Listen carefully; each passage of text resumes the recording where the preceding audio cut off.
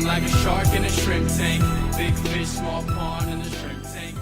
Hi, everyone. I'm Eric Elkins, host of the Shrimp Tank Charleston Show. Today, we have in the Double E Insurance and Financial Studios, Janet Fields, CEO of Oak Trust Properties, a property management company located in Charleston, South Carolina. Hear her story next on the Shrimp Tank Charleston. Double E helps individuals and companies navigate through the complex world of financial and insurance portfolios. The Shrimp Tank Charleston Show allows us the opportunity to interview and learn from the brightest entrepreneurs and leaders around. We hear their stories and discover what drove them to become so successful. We are a nationally syndicated podcast that can be heard and watched on YouTube, Google, Apple, Facebook, LinkedIn, Instagram, and Spotify. You can also tune in and subscribe to our shows on our website, shrimptankpodcast.com/Charleston, or check us out on the Double E website, www.double-ellc.com. I use the Shrimp Tank Charleston platform to continue elevating and enhancing my life as well as our clients' lives, whether it's from networking or connecting our clients with our Shrimp Tank guests like Janet Fields today, to opening doors for investment opportunities, to just learning from overachievers. If you would like to schedule a call with myself or one of our advisors to learn more about how we can help individuals or companies navigate through the world of insurance, financial, and retirement solutions, then please email us at info@double-ellc.com. We want to serve you. All right, we're sitting here talking to Janet Fields, Oak Trust Properties. She's an entrepreneur, which is why she's on the show today. She manages a variety of different single-family homes, property manages those properties, but you also own a bunch of property too. Don't you do this? No, I do not own any properties at this time. Well, what's up with that? I've had my hands busy, pretty occupied with this business, but I am looking to buy my first commercial property in just 2 or 3 months. Oh, really? Yeah, down in Somerville. I'm pretty excited. Is that where your office will be? That is where my office will be, yeah. I want to buy like a little home that's been, commercialed. Zoned commercial. Will it just be you, or will you rent part of it out? If it's large enough, I'll rent part of it out. But all the stuff that I have to keep secure with documents, and that's not fun. If I can secure it, I'll rent out the other side. And have you found it, or you're still looking? I don't want to look until I can close. Got it. No further questions on that. All right, so I'm curious because you have this upbeat personality. You seem like you have it together. I mean, you might not. It could all be a facade for all we know. It's a facade. What drives Janet Fields? Like, what's the big kicker that drives you to be successful? Like, why do you want to be the CEO of Oak Trust? That's a really good question. So I have a hard time not looking at something and figuring out how to make it better. I'm sure everybody does, but I really want to do it. And then there's also the other part where I was given this awesome opportunity and this awesome gift, and I don't want to trash it. I don't want to ruin it. I don't want to give it away. I don't want to sell it. I want to continue for this business to grow and make money and support my father and my family and all of my employees' families and into the future. How many employees now does the company have? We have 10 employees. And they're all in, like, you got service people servicing these properties or managing the properties, and then do you have salespeople? I do not have salespeople right now. We have all property managers. There's actually a property management license. We third party all of our vendors and contractors. So we have people who drive around and actually put eyes on the properties. Sometimes we hire that out, and then we have people who stay in desks. That helps with our time, so we're not having to drive to like 6 properties in a day, because that's really not possible. And those people help answer calls and support the owners and answer residents' questions, and also process applications and get that whole pipeline moving. How are you generating new opportunities, though? So actually, interviews like this, we get good exposure.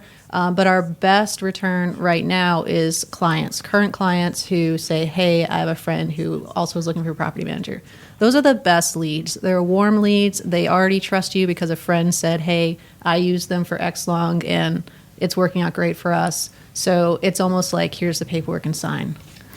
And if you had to say, we're fast forwarding 5 years from now, what does Oak Trust Properties look like? Oak Trust Properties, I would like it to have sales as well. Into the distant future, I would like to do investing in larger portfolios with multiple people in it. So more. Why can't I think of the word all of a sudden? You're like a REIT type of thing? Where I'm going to give you 50 grand, I own X units, and then Yes. you're going to buy 15 homes. We share the profit, we share the loss, that sort of thing. And then you're Yeah. going to take, you're going to own the properties with me, but then you're going to double dip and be the manager of those properties and get paid there. I can do it both ways, yeah. Okay. We can skin that cat any way we want. Well, you should do that. You should. Yeah. It's such an easy thing. It's like you're a hotel, you're a management company, but you also own the hotel. So we're going to manage the hotel, and we own part of the hotel. What concerns you on doing that strategy? Is it the economy and interest rates and No. real estate falling out? I think learning more about what that animal looks like and how people have done it successfully already. I think that's the parts I want to know. Because I don't, you always hear the commercial property idea of what you're talking about. Hey, we need 100 from you and 500,000 from you, and we're going to go buy this commercial property, and you own X percent of it, and we'll manage it. Yeah. You hear that all the time, and I get opportunities to invest in those things. I never hear it on homes, single family homes. Yeah, I think you would do it with commercials. People do it with single family Yeah, homes. why I can't we believe. do that on single family? Single family homes, they have a little bit smaller margin. Usually it's like a 10% margin, and apartments have 11. I think commercials are around 11 as well. I'm not an expert in those numbers. But residential property is harder to manage logistically. There's a lot of time loss in there. There's a lot more moving pieces. It's not the easiest thing to do. I would do it with apartments in a heartbeat. I haven't mastered apartments because I haven't done apartments, but my goal is also to own apartments and manage them as well. She's a go-getter, guys. Janet Fields, I Oak got Trust lots Properties. of dreams.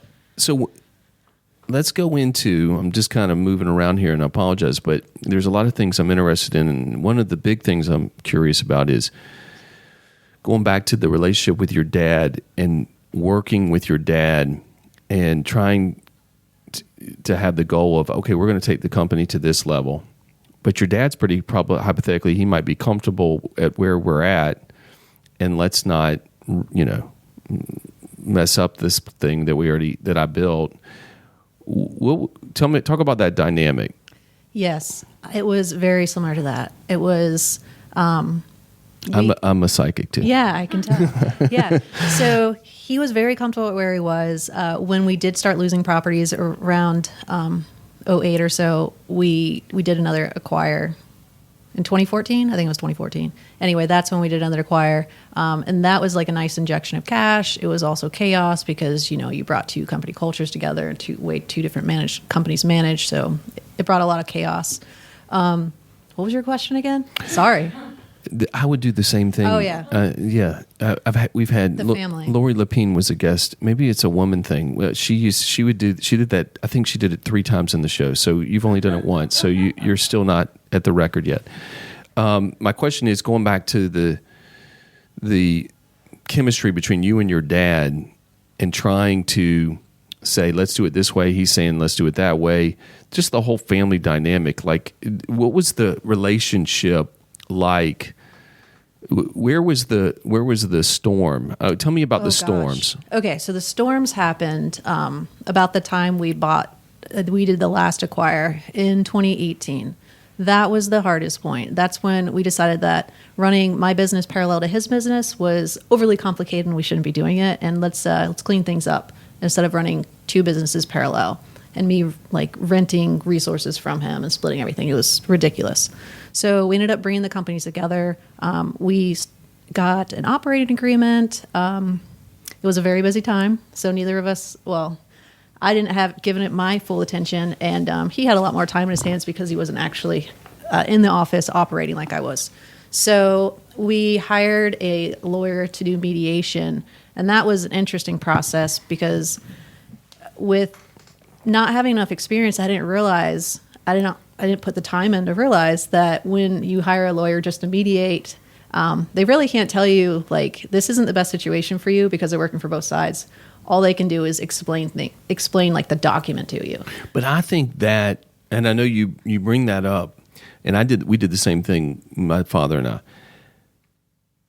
I see 8, 9 out of 10 people using the same attorney.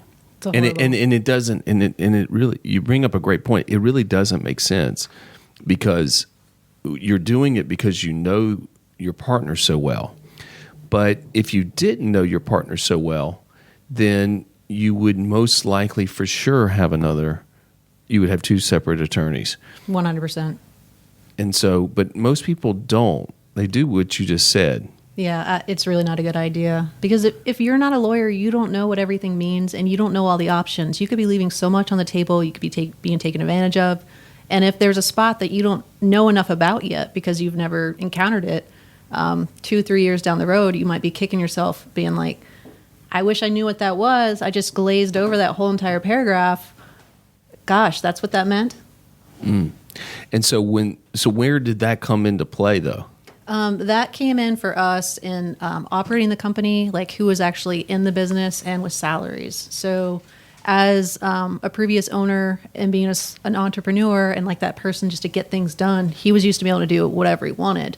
And then when we became partners and we had our percentage splits, you do that out of your profits. Well, he still wanted to take a salary, which really bothered me a lot because he wasn't working the business. And I hear that happens a lot with a lot of family businesses. And you kind of just take it because you have to, because your parents did set it up. And it is a gift. And, there's also family dynamics that you have to kind of just fall in your family place. Right. Yeah. And it was painful, and it really hurt our relationship a lot. Because How long did it strain your relationship? I would say a good 3 years. Really? Oh, yeah. Like it wasn't fun to go visit for family outings. No, I would put on a good face, and he would too. I have 2 Did he kids. want to talk about business when you would hang out? Yes, all the time. Yes. And you were like, can we not do that? Yeah, because it would burn me, He'd be so happy about it, and I'd be like, dying because we just did an acquisition, and we're putting in 12-hour days, and it was awful. But yeah, and he would focus on different things that I wouldn't focus on. He was a startup, and I was trying to push the company in a different direction as a second generation with organizing the company. I focused on different things. So we didn't see eye to eye on a lot of things. What about your employees being on dad's team versus your team? Ooh, that was rough. So just even going to professional events, that was rough. You are definitely in your parent's shadow. And I think the male-female also made the shadow even bigger. I almost didn't exist in some rooms. That was Really? pretty awful. Yeah. So when my dad stopped operating, because he didn't operate for a while, I actually asked him to stop coming to the office because it caused a lot of confusion.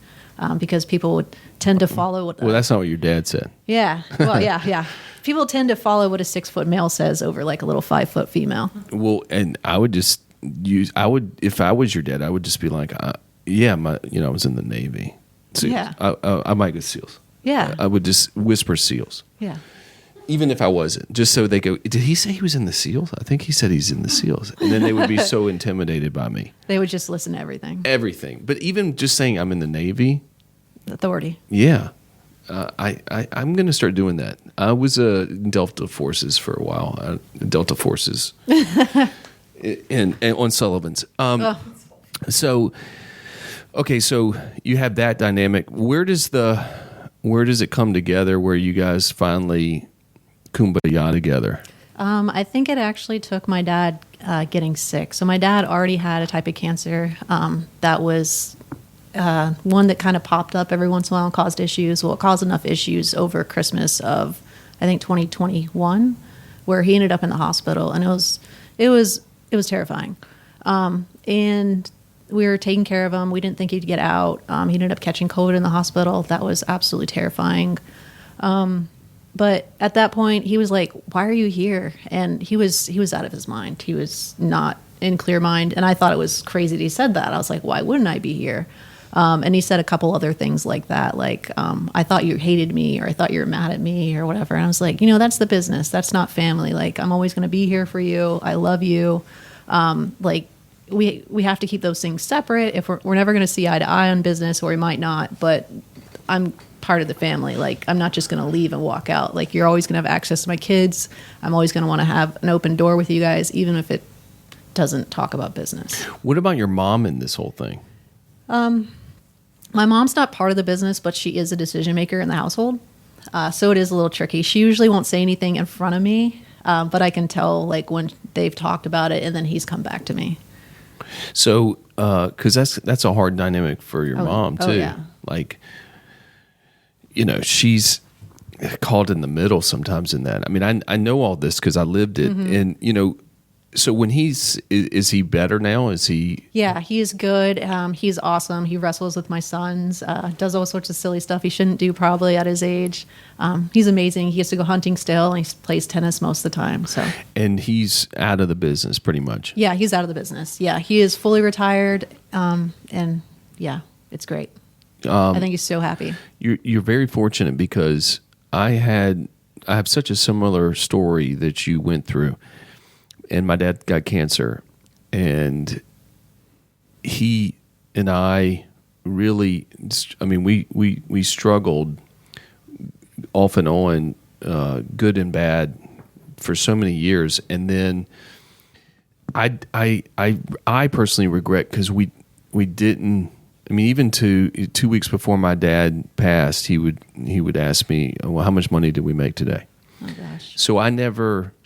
And I would be like, I can't believe, are you seriously asking me? And it was just that we're going to talk about this. Yeah. And so it was never that happy ending. So you're very lucky that happened, because then you kind of have, like for me, regrets of, God, I wish we could have just let it go and called it a day, and he could have enjoyed the last whatever. But he was just such a,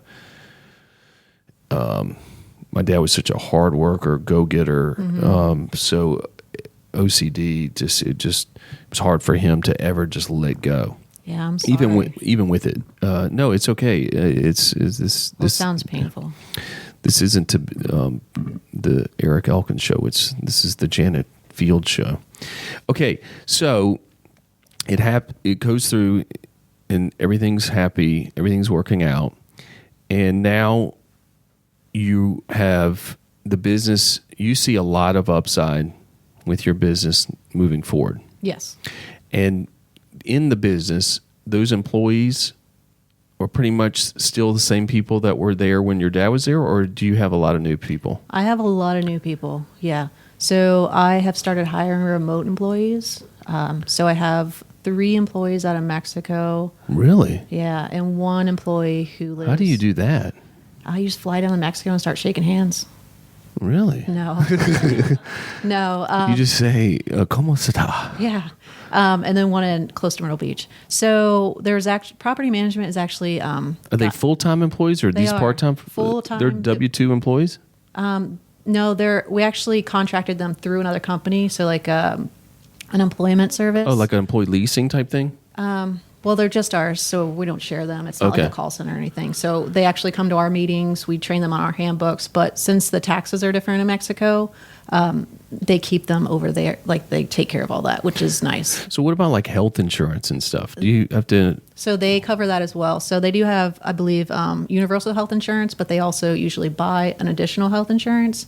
And this company that we use does help them get that extra health insurance. How did you learn about that? So property management is actually a really connected industry, and in the last couple of years we've gotten really technical, and I believe they've been doing remote employees for about 12 years. I think Virtually Incredible was one of the first companies. That's not a company like Current use, but they help facilitate relationships with employees. So they'll actually interview the employee, they'll get you a video from the employee, they'll get a resume from the employee, they'll do like DISC assessments or culture index assessments. Yeah, I saw that you use culture index, and I use predictive. Oh yeah, we've used that one. Which one, you like this culture index? Mm-hmm. Is that your favorite so far? Because I'm a big believer of these. Like everything it said about her is true. I did not invest enough of my time in the predictive index, and we bought into it, I believe, in 2019. So I delegated it out, so I didn't buy into it as much. So it was so easy to give it the axe in 2020. I regret that, and I have invested a lot more of my time with the culture index. And I went to the course and I did it and everything, and yes, it is crazy how spot on it is.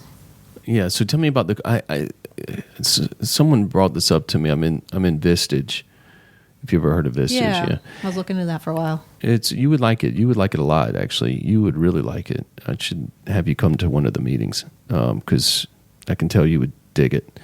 We don't have enough women in there. We have like 3 out of 19 guys, and 16 are own construction companies. I'm like the only one of the few insurance financial guys in there. The rest are talking about like ball bearings and stuff. I don't even know what the hell they're talking about. I'd love an invite. Yeah, making it really appealing. So I'm teasing. Those guys are all loyal listeners. You guys are great. I'm just joking. We love you. Yeah. Okay, so the culture index, though, because I think that's always good for people to hear. Give me an example. What am I? I'm taking some kind of quick 2-minute little test, and then it's going to tell me what?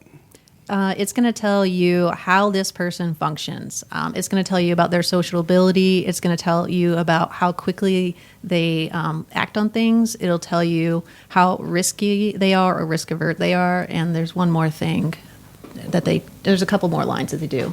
But yeah, it's so clear and so ridiculously accurate what they can tell you off these 2 groupings of words that you just pick out of. It's been really useful in hiring so far. We've only been using it, I think, about 6 months, but it's been great identifying people when we hire, because people who are good salesmen are usually the ones that are really successful at interviews, right? And then you put them in a job that's not sales, and you're like, oh, what just happened? You're like, I just got sold. I just got sold by a salesman. It's like, if I had a position for you, I'd put you there. But now that I know that you don't do technical things and you're not good at following a checklist and being super thorough for like a long-term relationship, this doesn't work for you. You're like, you want to win and just do a slam dunk and go to the next one. Mm-hmm. Which is not bad. I mean, it all depends on what seat in the bus do you want them to sit in. So, but hiring should be so slow, and sometimes it's so fast. And firing should be super fast, and it's sometimes too slow. Yes, firing is the worst. It really is. You don't want to do it, so you drag your feet on it, and sometimes it will bite you. Yeah. All right. So one other question, then we're going to go to one more break, and then we're going to come back, and I got some questions from some subscribers that are very interested in asking you some personal questions. Not personal, business questions, I should say. In the last 2 years, you mentioned the culture index. Anything come to mind that you go has been a major impact to change our business in a positive? With culture index? Well, I use culture index as one of those things that you... a tool. Yeah. Or has something... or a strategy or something or a process that you guys have implemented, anything come to mind that you go, that changed, that was pretty impactful for us? In the past 2 years, I think we started leaning on videos a little bit more. We fell off of it. We haven't done too much different since 2020. When you say videos, what do you mean? Okay. So when we have our BDM, we would have them do quick little video intros and say, hey, put their name on a little whiteboard, and so they knew it was a personalized video, and then they would click a link and it'd open up a video with a recap of their call with all the information they asked about. So we found that was a good way for people to remember who you are and get your personality through digital. And it's at their convenience. It just sits in a queue until they want to see it. So that was a really good way for us to connect with our clients without taking too much of their time. And it was so easy for us to do. We just used BombBomb. BombBomb. Yeah, BOM. Y'all heard that. BombBomb. Hey, BombBomb, I'm not going to promote you guys unless you want to pay and be a sponsor on the show. We have a sponsor package that you can be a part of. I would like a slice of that, please. Now BombBomb's going to go nuts because of this podcast. Guys, you're listening to the Shrimp Tank Charleston podcast. I'm your host, Eric Elkinson, here talking to Janet Fields of Oak Trust Properties. But we're going to take another quick break. I promise this is our last one, but we'll be right back. Welcome back, and thank you for tuning into the Shrimp Tank Charleston show. I'm your host, Eric Elkinson. We're talking to Janet Fields of Oak Trust Properties in the Double E Studios today, and getting some nice nuggets from her, whether it's the Culture Index, the BombBomb for video circulation, digital video, all kinds of stuff. Don't work with your family. It's not a good idea. If your kids, you have 2 kids? I have 2 kids, 2 boys. If they said, I want to come into your business, would you do it? I would say, have you not been listening to me over the last 20 years? You can start your own business, and I am going to help you with that. So you don't think you would let them do it? No. You don't even, because see, I sometimes say I would just, I've learned from what I would try not to do, because it's very easy for you and I to end up replicating what our dad did. I think it will still happen in a way, though, in a way that we don't see. I really do. Blue ocean, though, there's so much room for other companies. You know, even if they wanted to be a competitor, I would be okay with that. It's like, nice. Yeah, go sink your own ship, buddy. All right, so I want to ask you a couple questions that some subscribers have sent to us. I have not vetted these. Oh, thanks. So I mean, I don't know what I will be getting. So let me just take a quick look. Okay, sorry. All right, here's Denise from Charleston, South Carolina. You know anybody named Denise? Like 100. Okay, well, it's one of those. I own 2 rental properties that I manage myself, and basically it says I break even. What is the magic number of properties to hire a management company? There is no magic number. Are you doing it well? That should be one of your questions. And do you have a team to support you? Those are some things to start asking is, am I doing this efficiently? Can I be making more money? Is this what I want to do? Am I prepared if there's any emergencies? Is this my highest contributions? Another really good question. Like, if you know how much your hourly rate is, you can decide, should you be flipping that house or not? Should you be collecting rent, or should you be focusing somewhere else? And so you guys will get involved on, here's what you need to be charging for rent. Yes, we'll do comps on your property. So it doesn't matter what part of town. No. Okay, it's just Charleston in general is your market. Billy from Myrtle Beach, South Carolina. I want to buy property and rent or Airbnb, but not sure best first steps and how are the banks on loaning money to the average Joe. I think the banks want to give people money. It's just, are you willing to pay? Yeah. And Airbnb looks a lot different from a 12-month rental. There's more risk involved with one than the other, but I don't do short-term rentals, but I hear that they have really great returns. So they're just 2 different animals that you kind of got to. So if you had to give them first step, what would your first step be to this, Billy? I would find out what you get qualified for. That's a really good first step. And then the next qualified for the loan. For the loan, yeah, to get a property. And the next thing is start looking at what numbers do you need to know? Like, do you need to know like how much your mortgage payment is? If you're going to have a property manager, how much that'll cost? How much money you should put away for each property? 1%'s a common number you hear. Put away for emergencies. And then so that's the number. 1% you should put away. 1% of your earnings. In an account. 1% of the property's worth. 1% of the property's worth into an account. Yeah. Okay, good stuff. All right, Sandy from Newport, Rhode Island. I live in a tourist town and own properties and ready to bring on I'm ready to bring on a management company. Sorry. So what should I look for in hiring a management company like Oak Trust Properties? Yeah, that's a really good question. These my subscribers only provide great questions. I love it. I love it. So what you would want to do is you do a Google search, find out who manages properties in your area, give them a call. If they don't return your call, cross them out because that happens often. The next thing is, do they explain the management agreement to you? How do they function?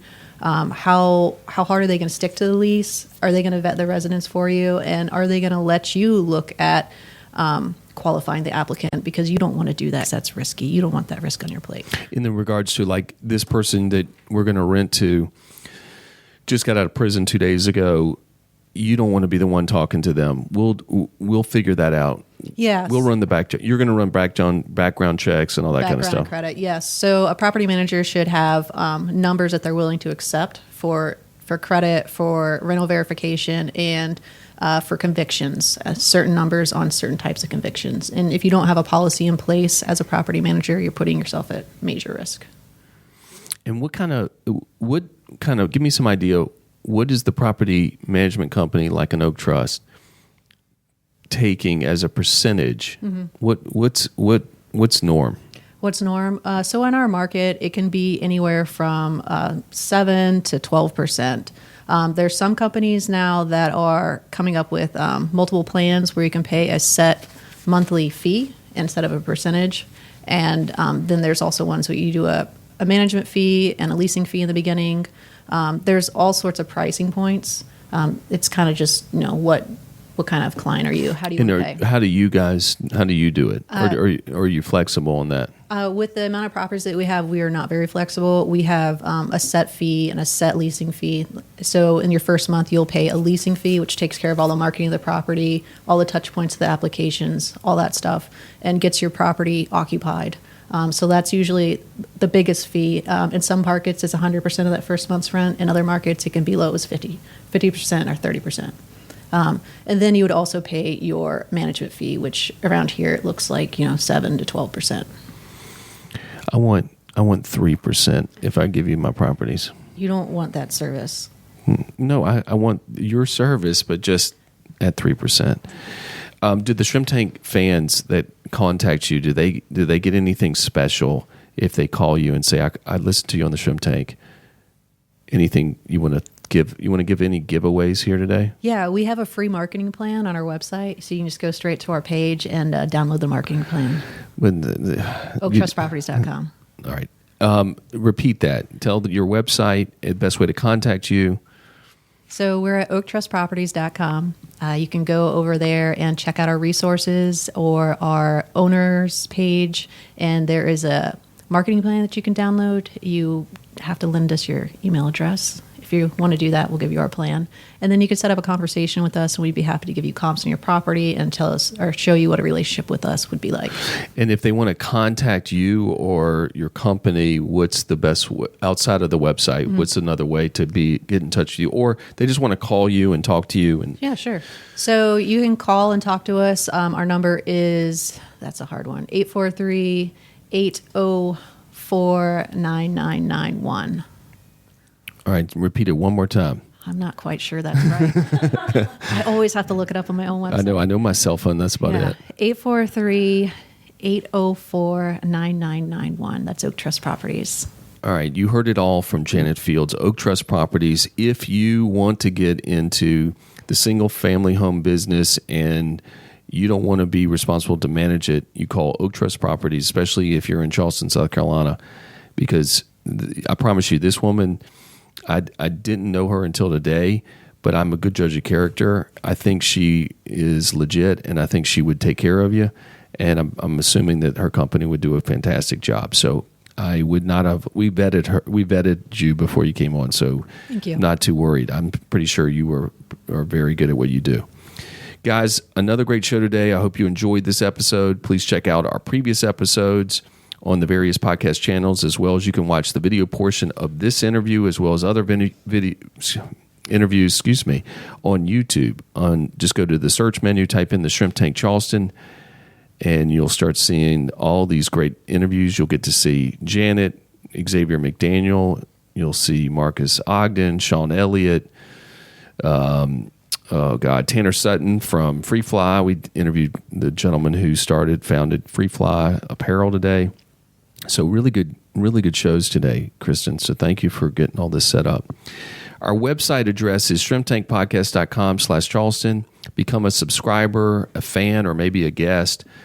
If you or your company would like to schedule a call with Double E to discuss performing an audit of your insurance and financial or retirement situations, please email us at info@double-ellc.com. Lastly, if you think you know of someone that is an entrepreneur or 50% of Janet Fields, a leader making an impact in our world, then please contact our producer, Kristen Kilman, at kk@double-ellc.com.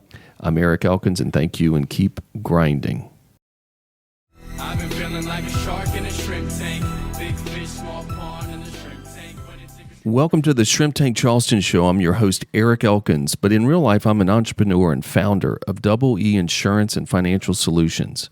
Double E helps individuals and companies navigate through their financial insurance portfolios. Double E provides clients an entertaining and unique experience. The Shrimp Tank Charleston show allows us the opportunity to interview and learn from the brightest entrepreneurs and leaders around. We dive into their journey and discover what drove them to become so successful. We will make sure we get out of them not only the wins, but also the losses that they have had on their journey. We are a nationally syndicated podcast that can be heard and watched on YouTube, Google, Apple, Facebook, LinkedIn, Instagram, Spotify, and iHeartRadio. You can also tune in and subscribe to our shows on our website, shrimptankpodcast.com/Charleston, or check us out on the Double E website, double ELLC.com.